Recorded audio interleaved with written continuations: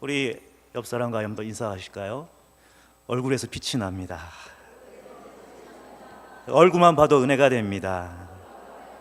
예, 명절 이후라 이렇게 얼굴에 아마 기름이 빛이. 여러분 등산 좋아하십니까? 예, 주위를 둘러보면 건강을 위해서 등산을 하는 인구가 많이 늘었습니다. 그러니까 우리나라 사람만큼 이 아웃도어 이 등산복을 좋아하는 또 이 사람들이 없는 것 같아요. 하루 24시간을 그냥 입고 다니는 분들이 계셔요. 저도 굉장히 등산 좋아합니다. 좋아하게 생겼죠. 예전에 제 별명이 이 작은 체구의 사람이 산을 날아다닌다 해가지고 산다람쥐였어요. 산다람쥐라고 생각하니까 사람들이 저를 이렇게 보면서 야, 어떻게 저렇게 산에서 이렇게 빠를 수가 있는가, 안 보인다는 겁니다. 제가 한번 질문을 한번 드릴게요. 2019년에 시사교양 부문에서 광고주가 뽑은 좋은 프로그램 상, 수상한 TV 프로그램이 무엇이겠습니까?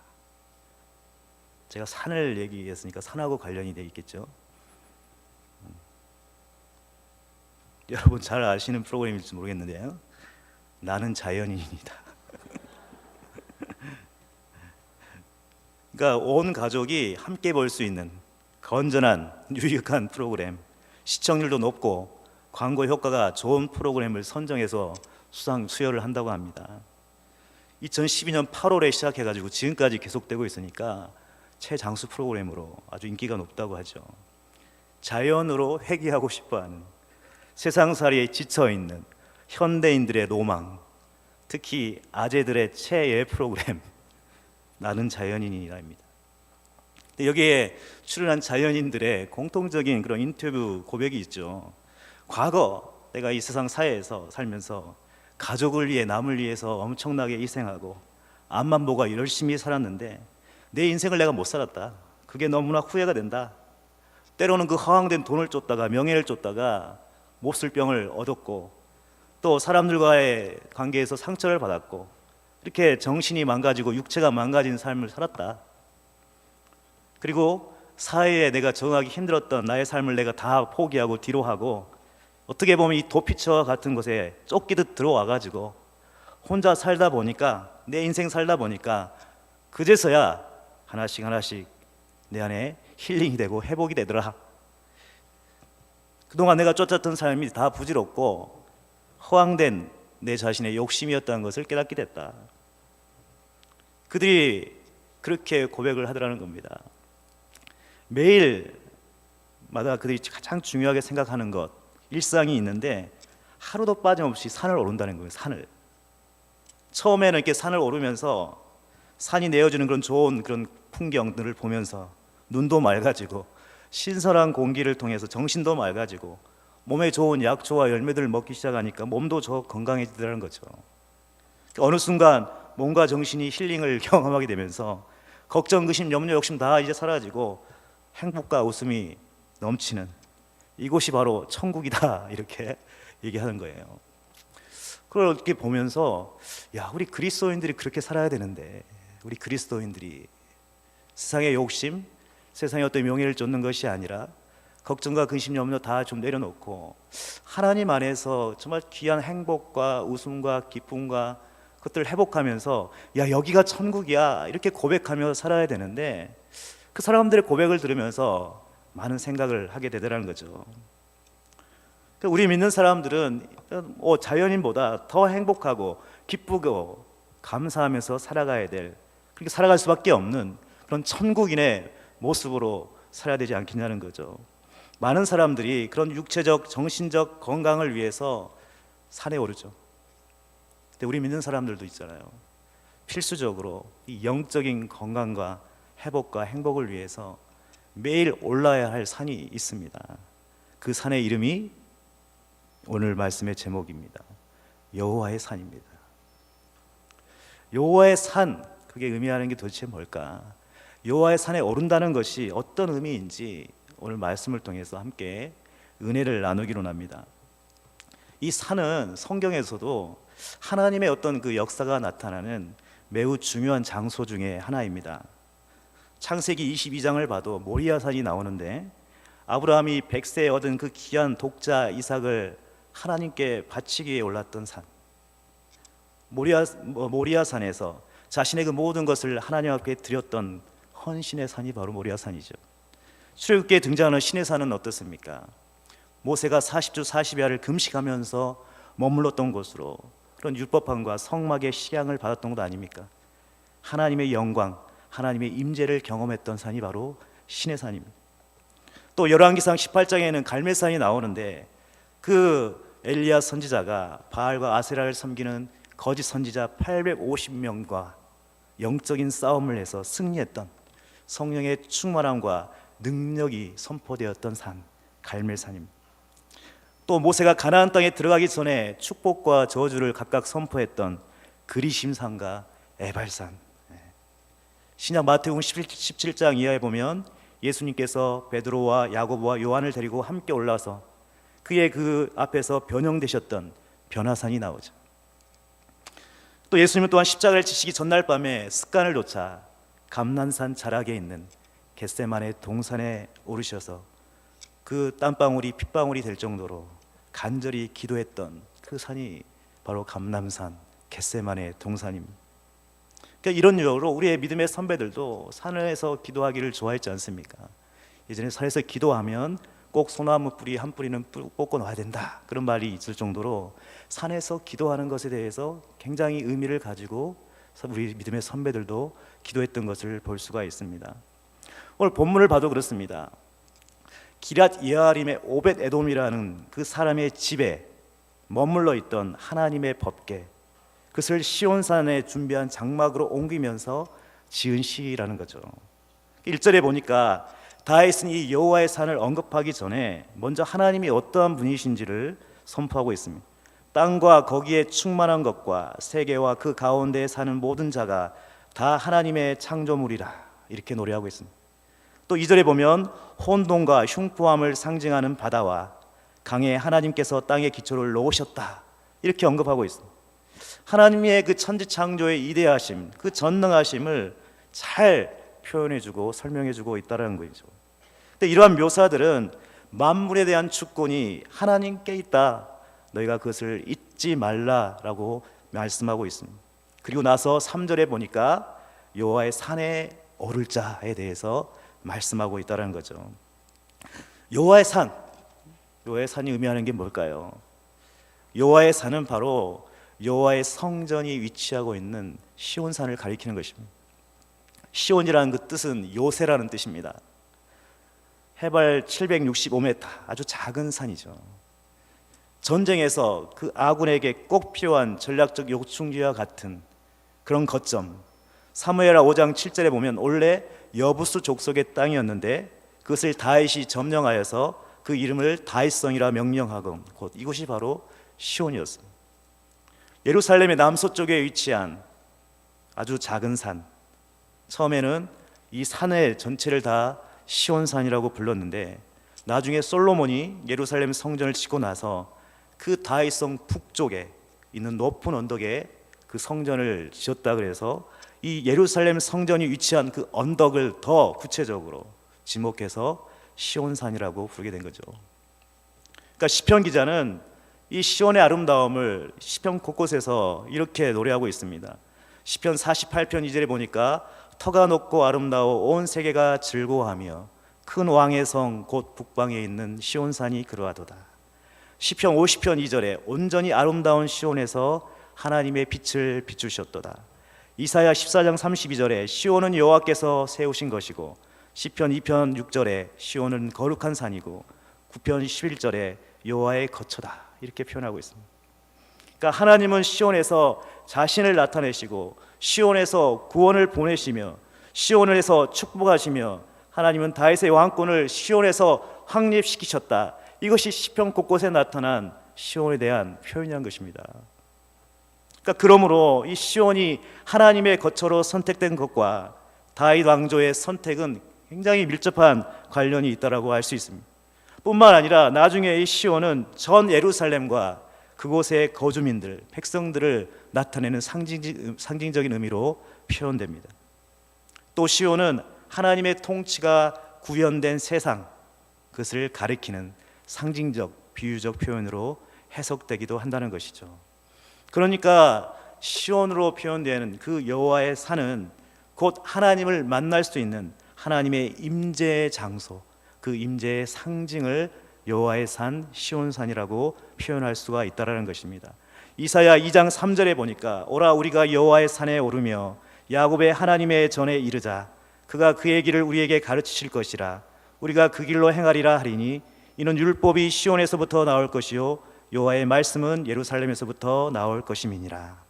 그러니까 여호와의 산은 하나님이 임재하고 계신 그 영광스러운 곳이고 거룩한 곳이고 하나님을 예배하는 그 장소, 그것을 가리킨다는 것입니다.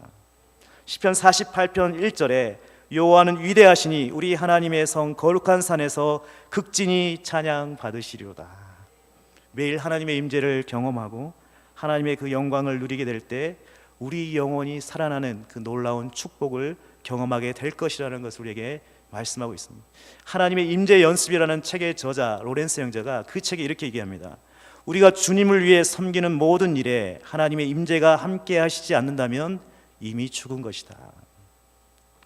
하나님의 임재, 하나님의 영광이 떠나버린다면, 하나님의 촛대가 옮겨진다면 그 안엔 더 이상 생명이 존재하지 않는다는 것이죠. 이것을 구약의 이가봇, 즉 하나님의 영광이 이스라엘에서 떠났다, 그 이가봇의 삶으로 전락해 버린다는 것입니다. 그러니까 우리의 삶에서 가장 경계해야 될 것은 지금 이 우한 폐렴의 그 바이러스를 경계하는 만큼 더 경계해야 될 게 뭐냐면 우리 안에 하나님의 임재, 하나님의 영광이 떠나지 않게 최우선권으로 그것을 경계하며 그것을 지켜야 할 필요가 우리에게 있다라는 것입니다. 하나님의 임재를 경험하고 그것을 계속적으로 유지하는 것이 얼마나 중요한 일인지를 깨달아야 한다는 것이죠. 매일매일 여호와의 산인 그 시온산에 올라야 한다는 것입니다. 이 시온산은 예루살렘 성전이 있었던 산이니까 바로 하나님께 예배를 드리는 장소라고 우리가 얘기할 수 있습니다. 시편 120편부터 134편까지 보면 특별히 부제목이 붙어 있습니다. 성전에 올라가는 노래. 성전 중심의 삶, 예배 중심의 삶이야말로 궁극적인 하나님의 임재를 경험할 수 있는 가장 중요한 핵심, 키가 된다는 것을 깨달아야 한다는 것이죠. 날마다 여호와의 산에 오른다는 것은 하나님과의 친밀한 예배를 통해서 하나님의 임재를 회복하고 계속해서 그분의 영광을 경험하는 삶인 줄 믿습니다. 그렇다면 어떤 사람이 여호와의 산에 오를 수 있습니까? 4절에 보시면 그게 나와 있습니다. 4절에 한번 같이 읽겠습니다. 곧 손이 깨끗하며 마음이 청결하며 뜻을 허탄한 데에 두지 아니하며 거짓 맹세하지 아니하는 자로다. 여기서 손이 깨끗하다는 것은 하나님 앞에서 행위로 범죄하지 않는다는 것을 의미하죠. 마음이 청결하다는 것은 우리의 마음을 오로지 하나님께로 향하여 있게 한다는 것을 의미합니다. 또 그것은 또 팔복 중에 하나가 아니겠습니까? 마태복음 5장 8절에 마음이 청결한 자는 하나님을 볼 수 있는 축복을 받을 것이다, 이렇게 약속하고 있습니다. 뜻을 허탄한 데 두지 않는다는 것은 세상의 것을조차 우리의 마음을 빼앗기지 아니하고 하나님의 뜻을 분별하여 하나님이 원하시는, 기뻐하시는, 선하시는 뜻을 따라 행하는 삶, 이것을 가리킵니다. 디모데전서 4장 7절에 보니까 망령되고 허탄한 신화를 버리고 경건에 이르도록 내 자신을 연단하라. 이것에 대해서 계속적으로 우리의 삶을 회복하고 훈련하는 것이라고 말씀하는 거죠. 또 거짓 맹세하지 않는다는 것은 말에 있어서도 거짓된 점이 없어야 한다, 그것을 특별히 언급하는 내용입니다. 그러니까 이러한 삶을 산 대표적인 인물이 바로 시내산의 그런 모세와 같은 사람, 갈멜산의 엘리야 같은 사람들이 아니겠습니까? 이들은 구약의 대표적인 사람들로 변화산에서 예수님께서 변형되셨을 때 함께 그 자리에 있었던 사람들입니다.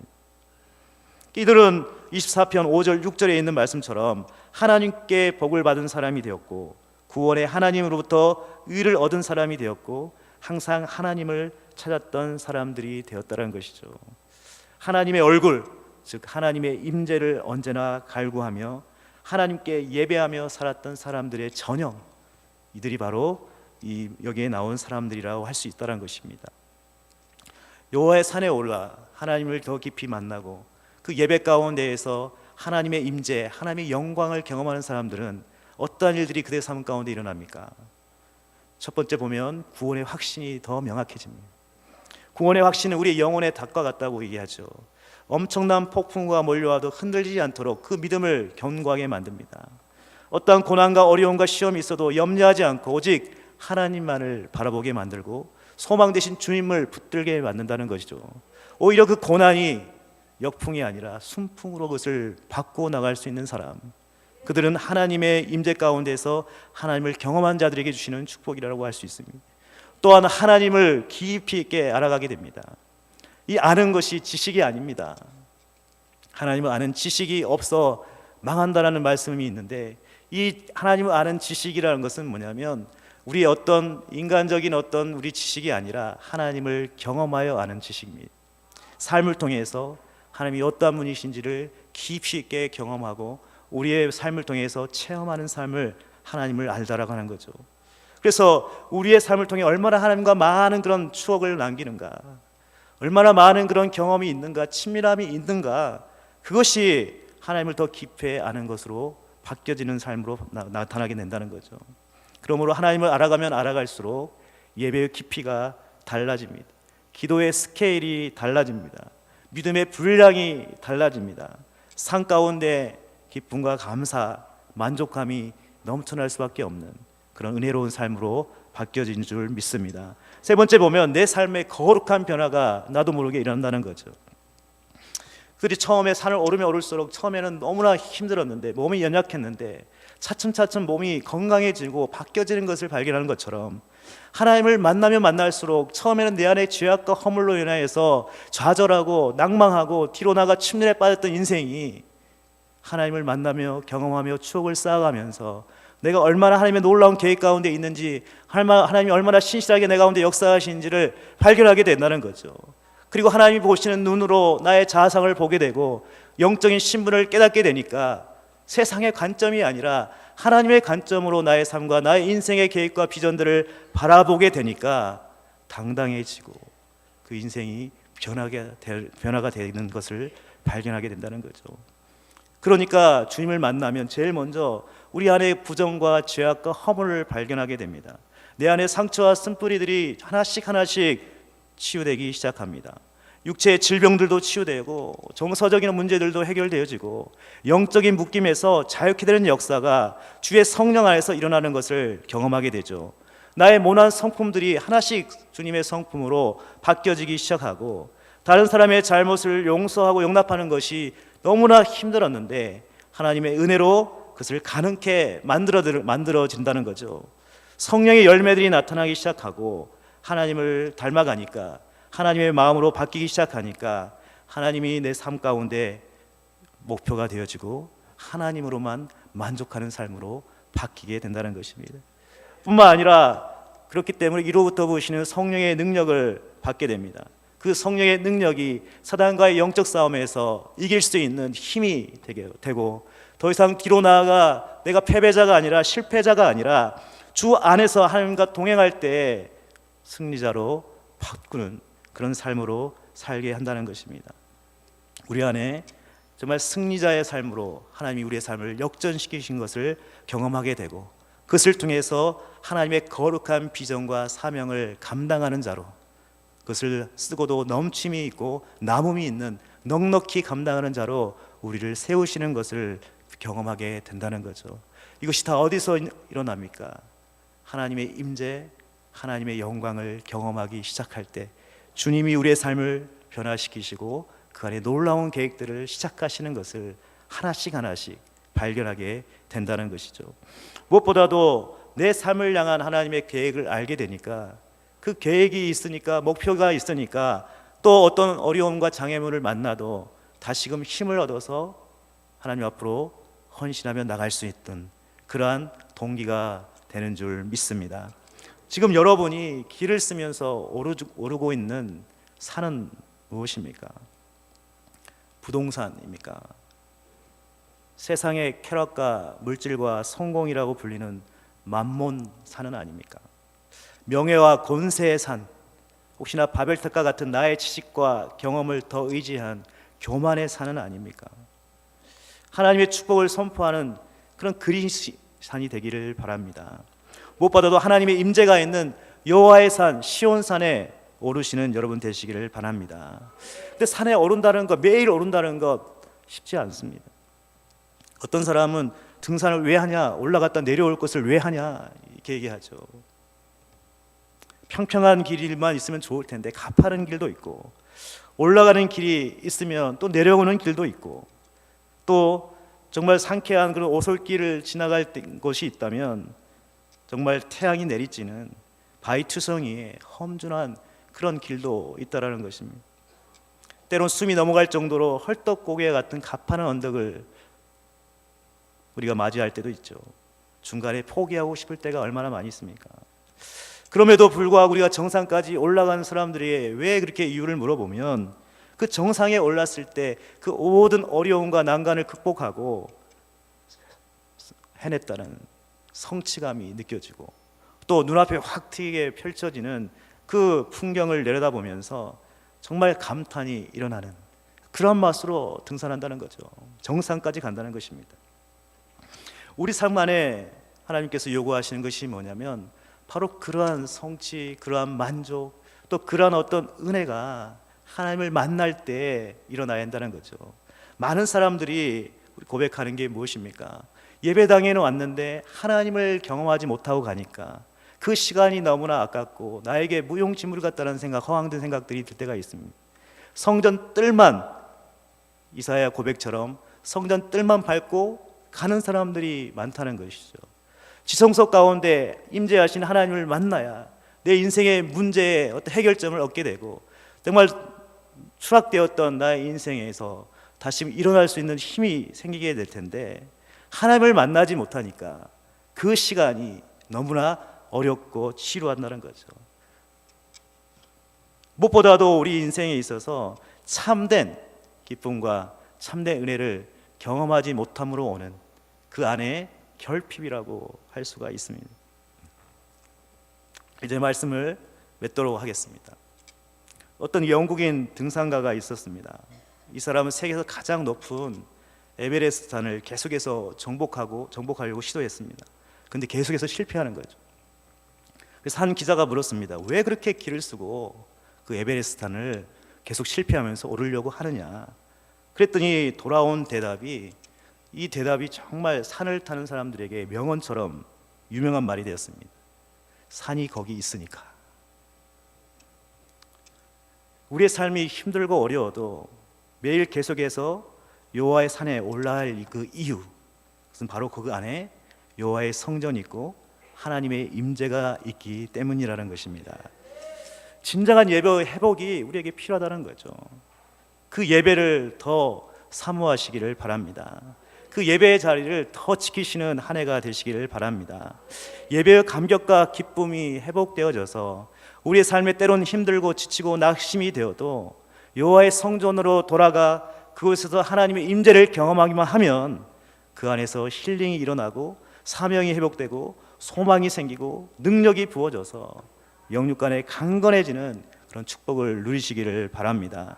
모든 걱정과 근심과 염려 어느 순간 사라지게 될 것이고, 하나님과의 그런 친밀한 교제를 통해서 어느 순간 우리 입가에 미소가 생겨지고 얼굴에 빛이 나기 시작하고 행복감으로 기쁨으로 넘치는 그곳이 바로 하나님의 천국으로 변화될 줄 믿습니다.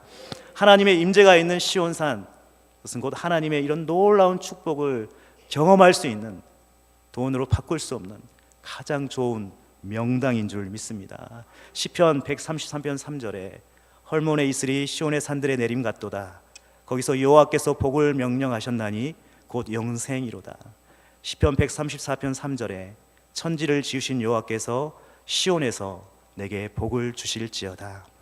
이러한 놀라운 축복과 은혜를 경험하시고 그것을 다른 사람들에게 전하는 축복의 통로로 사시기를 바랍니다. 열심히 사명 감당하다가 세상에서 언제든지 지치고 낙심되어지고 탈진되어지면 언제든지 따뜻하게 포근하게 어머니의 품같이 우리를 품어주시는 그 그 하나님, 그 여호와의 산에 올라 하나님을 깊이 있게 만나는 저와 여러분 되시기를 바랍니다. 무엇보다도 매 순간순간마다 그 여호와의 산에서 아낌없이 내어주시는 그런 풍성한 은혜, 하나님의 축복, 그것을 우리가 누림으로 말미암아 우리 영혼이 우리 표처럼 우리 영혼이 살아나고 하나님을 높이고 사람을 섬기는 귀한 사역에 온 성도들이 동참하는 귀한 한 해 되시기를 주님의 이름으로 축복합니다. 우리 함께